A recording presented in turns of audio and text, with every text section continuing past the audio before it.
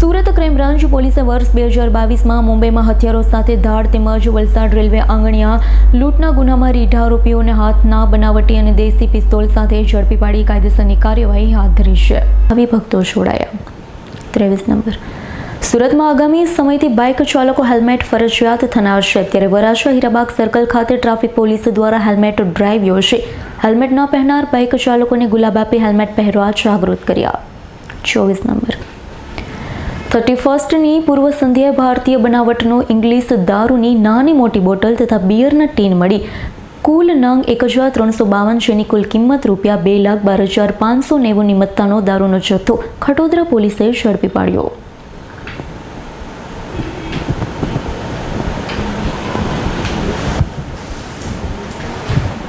Retake.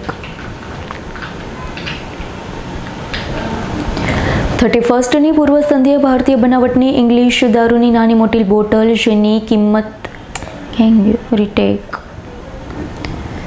31ની પૂર્વ સંધ્યાએ ભારતીય બનાવટની ઇંગ્લિશ દારૂની નાની મોટી બોટલો તથા બિયરના ટીન મળી કુલ નંગ 1352 જેની કુલ કિંમત ₹2,12,590 મત્તાનો દારૂનો જથ્થો ખટોદરા પોલીસે ઝડપી પાડ્યો હતો.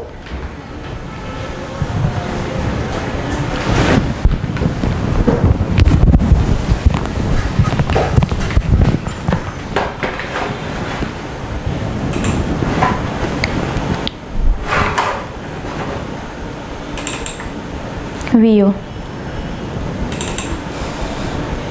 24 નંબર. વીઓ.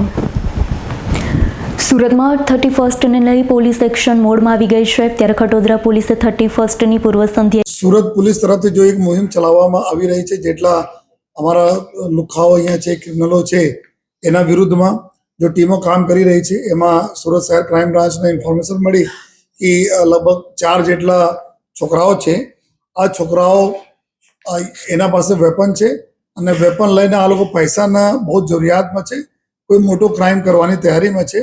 અને એવું પણ આપણે જાણવા મળ્યા કે પૂના પાસે આ લોકો કઈ કેનાલ પાસે ફાયરિંગ અને પ્રેક્ટિસ પણ કરી છે વેપન છે. તો આ બાતમીના આધારે તાત્કાલિક જો પોલીસની ટીમ, સુરત ક્રાઇમ બ્રાન્ચની ટીમે આ બધા આરોપીઓના શોધા જોઈએ અને એના બી ધરપકડ કરી જોઈએ. આ આરોપીઓ જે 4 આરોપીઓ પાસેથી 2 વેપન આપણને મળ્યા છે જોઈએ અને આ આરોપીઓ બધા ગુનેગાર જ છે. અહીંયા અલગ અલગ ગુનાઓ પકડેલા, જેમાં એક જીતેન્દ્ર ઉર્ફે જ્વાલા રાજ બહાદુર યાદવ 27 વર્ષ એની ઉંમર છે. આ જૌનપુર જિલ્લા જૌનપુરના છે. અને એક ગુલશન, આ જો જીતેન્દ્ર જ્વાલા છે એના ઉપર ઓલરેડી મર્ડરના ગુના 302ના ગુના એના 2019માં દાખલ થયા હતા ડિંડોલી પોલીસ સ્ટેશનમાં. અને બીજા આરોપીઓ છે ગુલશન ઉર્ફે ટિંકુ કુમાર દેવેન્દ્ર પટેલ. આ એના ઉપર બી જો આ બી પટના બિહારના આરોપી છે, એના ઉંમર બી 29 વર્ષ એના ઉંમર છે. અને આ જો રેલવેમાં 307 ફાયરિંગ કરીને રેલવેના 2017માં એમાં ગુનામાં સામેલ હતા જોઈએ. એના સાથે જો ક્રાઇમ બ્રાન્ચમાં આર્મ્સ એક્ટના ગુનામાં અને એક વલસાડ રેલવેમાં ધાડના ગુનામાં આ પકડાયેલા છે આરોપી જોઈએ.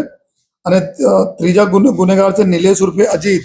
તો નિલેશ ઉર્ફે અજીત આ જૌનપુરના રહેવાસી છે જોઈએ. અને આ બી એના ઉપર જોઈએ લિંબાયતમાં ગુના, લિંબાયત પોલીસ સ્ટેશનમાં જોઈએ મારામારી અને આ પ્રકારના ગુનાઓ એના ઉપર દાખલ થયેલા છે. ગેરકાયદેસર ગૃહ પ્રવેશ કરવાના, મારામારી આ પ્રકારના ગુનાઓના આરોપીઓ છે. અને ચોથા ગુનેગાર છે રત્નેશ ઉર્ફે ગગન. આ જો મુંબઈમાં મુલુંડ પોલીસ સ્ટેશનમાં જો 77 લાખ રૂપિયાના લૂંટના આરોપી છે જો અને પોતાના વતનમાં ખૂનના કોશિશના ગુનેમાં પકડાયેલા છે. તો આ બધા લોકો 4 લોકોના ક્રાઇમ બ્રાન્ચે પકડી છે. અને આ બધા જો ગુનેગાર એવી મોટી પ્લાનિંગ મેં હતા કે કેવી રીતે લૂંટ કરીને જો યા કોઈને એક્સટોર્શન કરીને અમે જો પૈસા પડાવીએ જોઈએ. તો એના બી અત્યારે ઇન્ટ્રોગેશન, એના કોણ ગેંગ છે કે ઓર કોણ મેમ્બરો છે, કોના ટાર્ગેટ કરવાના હતા એના બારેમાં એની તપાસ અત્યારે ચાલુ છે. 2,52,000થી વધુના જથ્થા સાથે. અમારી તમામ માહિતીથી અપડેટ રહેવા માટે જોડાયેલા રહો S9 ન્યૂઝ સાથે.